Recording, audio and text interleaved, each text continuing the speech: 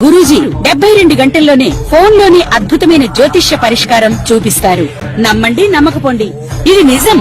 శ్మశాన కాళి రుద్ర చౌడీదేవి ఆరాధకులు నంబర్ 1 వశీకరణ స్పెషలిస్ట్.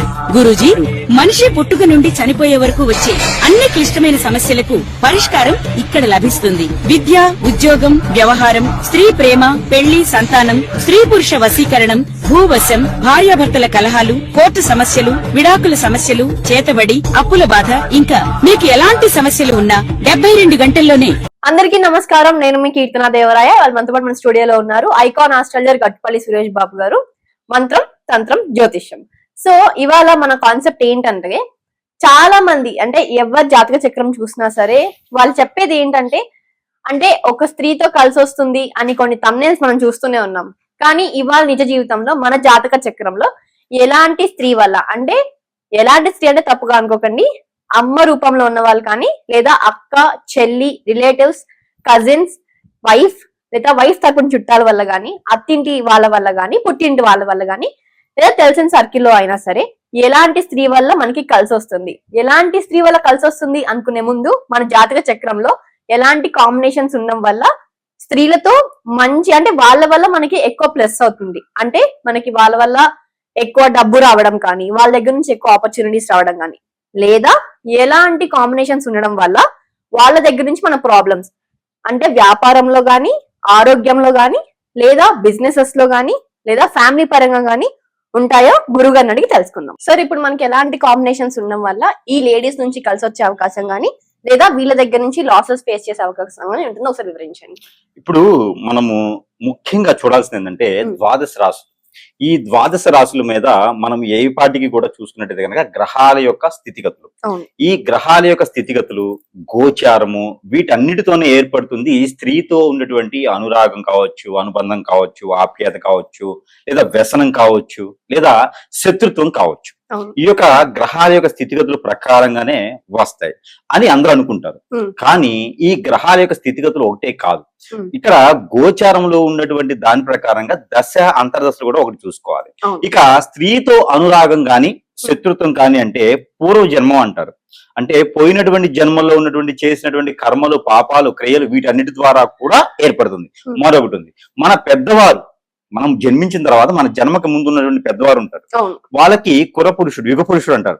వారు చేసినటువంటి క్రియలు కావచ్చు, పనులు కావచ్చు, వీటి వలన కూడా ఒక పురుషునికి స్త్రీతో ఏర్పడేటువంటి సత్సంబంధాలు ఎలా అయితే ఉంటాయో వాటి వలన కలిసి వస్తుంది అని చెప్పాలి. అంతేగాని తన జాతకంలో కుజుబలం లేదు, కుజుదోషం ఉంది, కలత దోషం ఉంది, వీటి ద్వారానే స్త్రీ వలన నష్టపోతారు, లేకపోతే స్త్రీ వల్ల లాభం పొందుతారని కాదు. ఇవన్నీ కూడా మనము పరిగణలో తీసుకోవాల్సినటువంటి సందర్భం అయితే ఖచ్చితంగా ఉంటుంది. అంటే ఇప్పుడు గత జన్మ కనెక్షన్ బేస్ మీదే మనకి ఈ స్త్రీలతో ప్రాబ్లమ్స్ కానీ ప్రాఫిట్స్ కానీ రావచ్చు అంటారు. ఖచ్చితంగా గత జన్మ గురించి అంటే ఈ గత జన్మలో మనం చేసేటువంటి పాపకర్మాలు అన్నిటికి పొలగొట్టుకొని, అలానే ఈ జన్మలో కూడా మన తాతలు, మన ముత్తాతలు చేసేటువంటి కర్మలు, క్రియలు, దాన ధర్మాలు ఇవన్నీ కూడా మనం తీసుకోవాలి. ఇప్పుడు సపోజ్ ముత్తాతకో తాతకో ఏదైనా అమ్మవారికి గాని, స్వామివారికి గాని ఆలయం నిర్మాణం చేసి దాని ధర్మకర్తలుగా ఉంటూ దానికి సేవలు చేసుకుంటూ ఉండి మన తరంకి వచ్చేటప్పటికి వెళ్ళిపోతుంది. అప్పుడు ఆ పాపం మన మీద ఉండడం ద్వారా స్త్రీకి పెళ్లి చేసుకున్నప్పుడు పిల్లలు పుట్టరు. ఇలాగా దోషాలు అనేది మనకి పరిగణనలో తీసుకోవాల్సి వస్తుంది. ఇప్పుడు మనం పుట్టిగానే మన పిల్లలకో మనకో కాలసర్ప దోషం వస్తుంది. ఈ కాలసర్ప దోషం దేనికి వచ్చింది, మన పెద్దవారు ఎవరైనా ప్రెగ్నెన్సీ స్థితితో ఉన్నప్పుడు, తన్నినప్పుడు, ఇలాంటి మనము ఒక్కొక్క జాతకం ప్రకారంగా అవి మనకి తెలిసి వస్తాయి. జాతకంలో మనకి ఏంటంటే స్త్రీ దోషము అంటే జాతక ప్రకారంగా తెలిసి వస్తుంది. ఆ తెలిసి వచ్చినప్పుడు మనం ఏం చేయాలి, దాని పరిహారం ఏంటని చూసుకున్నప్పుడు ఒక్కొక్క రాశిలో ఒక్కొక్క రకంగా ఉంటుంది. దాని ప్రకారంగా మనం వివరణ అయితే తీసుకోవచ్చు.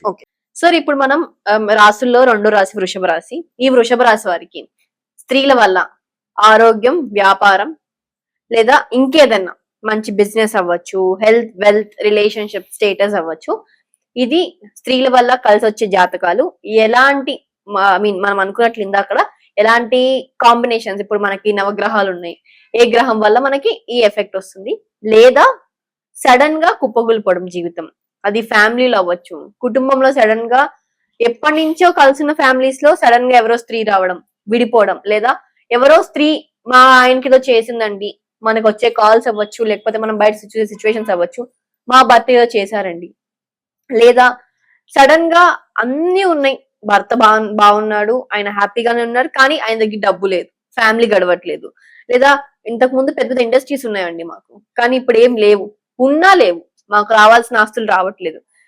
అటు అయితే అత్తింటి వాళ్ళు ఆపుతారు, లేదా పుట్టింటి వాళ్ళు ఆపుతారు, లేదా ఎవరి మీద రిజిస్ట్రేషన్ అయిపోయి ఉన్నాయి. ఇలా ఈ వృషభ రాశి వారికి ఖచ్చితంగా ఈ పర్టికులర్ స్త్రీ వల్ల, ఈ స్త్రీ త్రిముక్తి వల్ల, అది పెద్దమ్మలు, పెద్దనాన్నలు, అత్తలు ఏదైనా అవ్వచ్చు, లేదా అత్తయ్యలు ఇట్ సైడ్ నుంచి అవ్వచ్చు, అటు వైఫ్ నుంచి కానీ హస్బెండ్ నుంచి కానీ ఈ వృషభ రాశి వాళ్ళకి ఎలాంటి ప్రాబ్లం ఉంటుంది, ఎలాంటి కాంబినేషన్స్ ఉండడం వల్ల జరుగుతుందో ఒకసారి చెప్పండి. ముఖ్యంగా ద్వాదశ రాశుల్లో ఒకటి వృషభ రాశి. ఈ వృషభ రాశి వారికి స్త్రీ నుంచి దోషం, అంటే ఒక స్త్రీకి స్త్రీ నుంచి దోషం, ఒక పురుషుడికి స్త్రీ నుంచి దోషం. అసలు స్త్రీ నుంచి దోషం ఎందుకు వస్తుంది అంటే అక్కడ స్త్రీ వలన లోపం కాదు, స్త్రీని తక్కువ చేయటం కాదు. ఇక్కడ ఈ దోషాలకి పరిహారం చేసుకున్నట్లయితే వీరి జీవితంలో సుఖంగా ముందుకు వెళ్లేదానికి ఆసరా ఉంటుంది. ఇప్పుడు కాలసర్ప దోషం, నాగదోషం, కుజదోషం, కలత్ర దోషాలు ఎలా అయితే ఉంటాయో స్త్రీ దోషం కూడా అలానే ఉంటుంది. పురుష దోషం కూడా ఉంటుంది, పురుషుడికి సంబంధించిన దోషం కూడా ఉంటుంది. కలత్ర దోషం అంటే పురుషుడికి సంబంధించినటువంటి దోషమే, కుజ దోషం అంటే స్త్రీకి సంబంధించినటువంటి దోషమే, కానీ స్త్రీ దోషం అనేది సపరేట్ ఉంటుంది. ఇప్పుడు పితృదోషాలు ఉంటాయి, ఇప్పుడు పెద్దలు చేసినటువంటి కర్మల క్రియలు కానీ మనము వారికి చేసినటువంటి తర్పణాలు సరిగా చేయకపోతే గానీ ఆ ఒక పితృదోషాల కింద వస్తాయి. అలానే మన జాతకంలో వృషభ రాశి వారికి ముఖ్యంగా చంద్రుడు ఉంటాడు.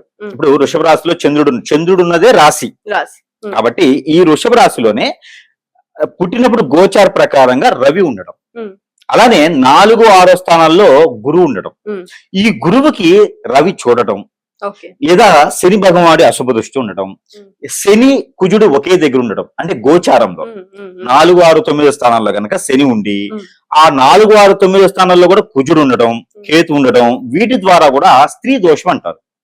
ముఖ్యంగా ఈ వృషభ రాశి వారికి వాళ్ళ నాన్నగారి తరపున ఎక్కువగా లాస్ అయ్యే ఛాన్సెస్ ఉంటాయి. నాన్నగారి తరపున అంటే వాళ్ళ తాతగారు ఆడపిల్ల నేర్పించడమా, లేకపోతే గనక వాళ్ళ తాతగారు ఏదైనా జంతువుల్ని ఇబ్బంది పెట్టడమా, వాళ్ళ ముత్తాత కావచ్చు, తాతగారు అనగానే పోయి తాతగారు ఉన్నారనుకోండి, తాతయ్య నువ్వు ఇలా చేసి నాకు ఇచ్చేది అట్లా, అంటే వారి వంశంలో ఎవరైనా సరే జంతువులకి ఇబ్బంది పెట్టి ఉంటారు, దాని ద్వారా స్త్రీ దోషం వస్తుంది. జంతువులు ఇబ్బంది పెడితే స్త్రీ దోషం ఎలా వస్తుందంటే ఆవుని ఇబ్బంది పెడితే ఆవు దోషం రాదు, గేదెని ఇబ్బంది పెడితే గేదె దోషం రాదు, స్త్రీ దోషమే వస్తుంది. కాబట్టి ఆవులు ప్రెగ్నెన్సీగా ఉన్నప్పుడు ఇబ్బంది పెట్టడమా, లేకపోతే ప్రెగ్నెన్సీగా ఉన్నప్పుడు దూడని వేరే వాళ్ళకి, ఆవుని వేరే వాళ్ళకి అమ్మటమా, లేకపోతే అది ఏదైనా కాలం చేసినప్పుడు ఆరోగ్యం బాగాలేనప్పుడు పట్టించుకోకపోవటమా, ఇలాంటి వాళ్ళ తాత వాళ్ళు ముత్తాత వాళ్ళు చేసి ఉండొచ్చు. దాని ద్వారా ఎక్కువ శాతం స్త్రీ దోషం వస్తుంది. రెండోది వాళ్ళ నాన్నగారి తరపున ఉన్నటువంటి ఆడపిల్లలు, మేనత్తలు, కోడళ్ళు, మరదళ్ళు, మరదలు, కోడలు, వదిన్లు, ఇలాంటి వాటి వల్ల వీరికి ఎవరికి వృషభ రాశి వారికి ఎక్కువగా స్త్రీ దోషం అనేది వస్తుంది. వారి వల్లనే నష్టపోతారు, వారి వల్లనే రోడ్డు మీద పడతారు. పొరుగు, ప్రఖ్యాత, హోదా, డబ్బు, పలుకుబడి, ఆరోగ్యం అన్ని కూడా క్షీణించిపోతాయి. వీరికి వృషభ రాశి వారికి పుట్టడంతో హైపర్ మైండ్ ఉంటుంది, మంచి నాలెడ్జ్ పర్సన్. 1, 2, 3 వాటిల్లో వీరికి రంగ ప్రవేశం ఉంటుంది, నాలెడ్జ్ ఉంటుంది, చెప్పగలటువంటి శక్తి యుక్తులు ఉంటాయి. అలాంటి వారికి అడుగుడు పడిపోతూ ఉంటారు, ఏ చేసినా ముందుకు వెళ్ళదు, ఏం చేద్దామన్నా కూడా అందరు దూరం అయిపోతుంటారు. ఎవరికైనా సలహాలు ఇట్టే ఇవ్వగలుగుతుంది వారు, వీరు పోగుపడలేరు. పుట్టగానే వీరికి కోటీశ్వరులు, కానీ తినలేరు. వీరు పుట్టుతుంటోనే కోటీశ్వరులుగా ఉంటారు, వీరు సంపాదించే అవసరం లేదు. వీరు పుట్టుతుంటోనే ఆల్రెడీ వాళ్ళ తాతలు మామూలు అందరూ సంపాదించి పెట్టుంటారు, కానీ వీరు తెలియలేదు. ఇక్కడ స్థితి ఏమవుతుంది? స్త్రీ దోషం. ఈ స్త్రీ దోషానికి ఏంటంటే జాతకం లేదు కదండి, నేను ఆల్రెడీ నవగ్రహాలకు అన్ని చేపించేసాను, పుట్టగానే మా బాబుకైనా అమ్మాయికైనా అన్ని చేయించానండి, స్త్రీ దోషం ఎక్కడ ఉందంటే ఇది తెలియదు.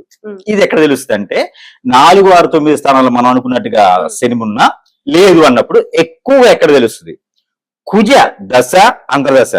ఈ యొక్క వృషభ రాశి వారికి కుజ దశ ఎక్కడ మొదలైంది అంటే 7వ సంవత్సరంలో మొదలైంది. 7లోనే మిగులుగా మొదలైద్ది వీరికి.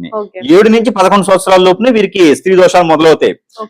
అప్పుడు చిన్న వయసులో మొదలవుతాయి వీరికి. ఏంటంటే సరిగా చదువుకోలేకపోవటం, నాలెడ్జ్ ఉంటుంది, అంటే నలుగురు కూర్చొని ఉండేసి ఆ కాఫీ తాగుతూ మీ అబ్బాయి చూస్తే చాలా చురుగ్గా ఉన్నారండి, ఏమవుతారంటే సైకిల్ మెకానిక్ అవుతా అంటాడు.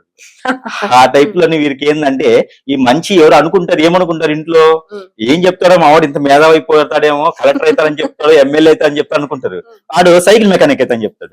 అదే విధంగా మైండ్ సెట్ అనేది తగ్గుతూ ఉంటుంది. ఒక దాని మీద జాస్ ఉండదు, విపరీతమైన ఫ్రెండ్స్ ఉంటారు, అంటే అవారంగళ్ళు అంటారు, అంటే గాలి వ్యక్తి అని ఆ టైప్ లోకి వెళ్ళిపోతూ ఉంటారు. ఇదంతా కూడా ఏంటంటే మా అబ్బాయికి ఎంత గారాభంగా పెంచాము అంటే అసలు బళ్ళు కావాలంటున్నారు, సైలెన్స్ లేని బళ్ళు అంటున్నాడు, ఫ్రెండ్స్ అంటున్నారు, మళ్ళీ జోదం అంటున్నారు, ఎన్నో రకాల పిచ్చి ఉంది వాడికి. అసలు ఇలా ఎందుకు అవుతుందో తెలియట్లేదు. అంటే ఏదో ఒక చాతగా గురువు దగ్గరికి వెళ్తే వాళ్ళు ఏంటంటే పెద్ద బుక్కులు ఉంటాయి కదా, అవి చూసుకుని చెప్పాలి, మళ్ళీ వాళ్ళ సమయం అడుగుతారు దానికి. కాబట్టి ఇక్కడ ఏమవుతుందంటే మా అబ్బాయికి ఏమవుతుందో తెలియట్లా. హాస్పిటల్కి వెళ్తాడు, టెస్ట్ అన్ని చేపిస్తాడు, కానీ అనీజీ ఉంటుంది, టెస్టులు తెలియదు. ఇవన్నీ కూడా ఏంటంటే స్త్రీ దోషం కింద మనం తీసుకోవాలి. ఈ స్త్రీ దోషాలు వాళ్ళకి 7వ సంవత్సరం నుంచి మొదలవుతాయి. 7, 9, 13 సంవత్సరంలో మొదలైనటువంటి స్త్రీ దోషం వారికి 21 సంవత్సరం వరకు ఉంటుంది. అంటే సరైనటువంటి ఏజ్ లోనే వారికి స్త్రీ దోషం మొదలైంది. కరెక్ట్ గా లైఫ్ సెటిల్ అవుతుంది. లైఫ్ సెట్ అవ్వదు ఇంకప్పటికి, చదువుకుంటూ ఉంటారు. ఇక లైఫ్ సెటిల్ అంటే 22 సంవత్సరాలు బీటెక్ అయిపోవాలి. జాబ్ లో వచ్చే టైంకి వీళ్ళు తర్వాత పుట్టిన వాళ్ళందరూ బానే ఉంటారు. ఇంకోటి ఉంది ఇందులో స్త్రీ దోషం, ఇంకోటి కూడా మనం ఇందులో తీసుకోవచ్చు. వృషభ రాశి వాళ్ళకి అక్కయ్య గాని చెల్లి గాని పుడతారు. చాలా మందిలో ఉండి, అందరికీ అని కాదు, చాలా మందిలో ఏంటంటే వారు కొంచెం ఆరోగ్యం క్షీణించి ఉంటది. వృషభ రాశి వారికి దురదృష్టం ఒకటి ఏంటంటే వారి ముందు గాని వారి తర్వాత గాని ఎవరైనా పుట్టి ఉంటే వారి ఇంట్లో వారికి ఆరోగ్యం క్షీణించడమా లేదా ముచ్చువాత పట్టడం కూడా ఉంటుంది. ఆ దోషం కూడా వృషభ రాశి వారికి కొంచెం బాధిస్తుంది. అయితే ఇది ఎంతవరకు వాళ్ళు చూసుకోవాలనేది దానికి తగ్గటువంటి పరిహారాలు మా నాన్నగారు ఉన్నారండి, వృషభ రాశి వారే చేయాలి. వారి ఇంట్లో స్త్రీకి ఎటువంటి దోషం వచ్చినా, స్త్రీకి ఎటువంటి సమస్య వచ్చినా వృషభ రాశి వారే చేయాలి. రాశి వాళ్ళు ఉంటారో ఆ రాశి వాళ్ళు చేయాలి. మా నాన్నగారు మా తాతగారు చేస్తారండి, వాళ్ళందరికీ వాళ్ళు చూసుకుంటారంటే కాదు, మీలో పోదు దోషం. వృషభ రాశి వారికి ఒక దురదృష్టం ఏంటంటే అట్టే పెట్టుకునేటువంటి దోషాలు ఎక్కువ ఉంటాయి, కనపడవయ్యి, చలాకీగా ఉంటారు, బయటకి అంతా విచ్చలుడిగా ఉంటారు. అంటే ఏది కూడా ఇలా ఎడం చేత దానం చేస్తూ ఉంటారు, వాళ్ళు సంపాదించింది కాదుగా, దానం చేస్తూ ఉంటారు. అంటే వీళ్ళు కూడా సంపాదించగలుగుతారు, కానీ ఏంటంటే నిలబెట్టుకోలేరు. అదేంటంటే స్త్రీ జీవితం.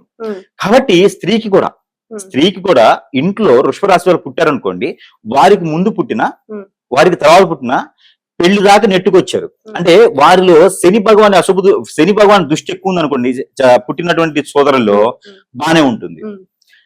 పెళ్లి అయిన తర్వాతైనా వారి సంసార జీవితం సుఖంగా ఉండదు. వృషభ రాశి వారికి కాదు, వారి సోదరులకి వారు ఆర్థికపరమైన ఇబ్బందులు, పిల్లలు పుట్టకపోవటమా, భర్త దూరం అవటమా, భార్య దూరం అవటమా, ఎప్పుడు ఏదో రకమైనటువంటి ఇబ్బందుల్లో ఉంటారు. ఇవి ఎక్కడ వచ్చినాయి?